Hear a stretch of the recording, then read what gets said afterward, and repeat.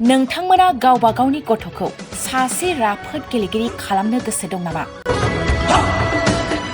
रायजोआरि हादरारि हादर गेजेर थाखोसिम गेलेगिरि खालामनो गोसो दंब्ला नोंथाङा गोबाव दा खालामसै। सासे राफोद रोंखा-राखा गेलेगिरि खालामनो थाखाय नोंथाङा जानजि खाफ्रादो आरो मुं थिसनहैदो।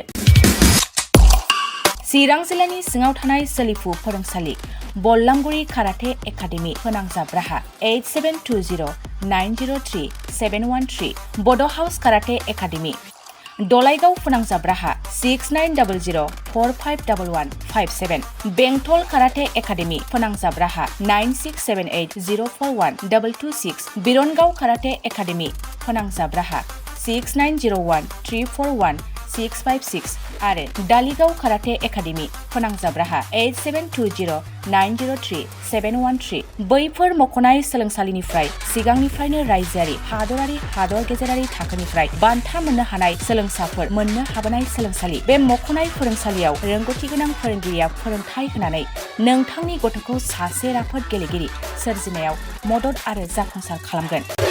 अब्ला मानोथो गोबाव खालामनो, थाबैनो मुं थिसनहैदो।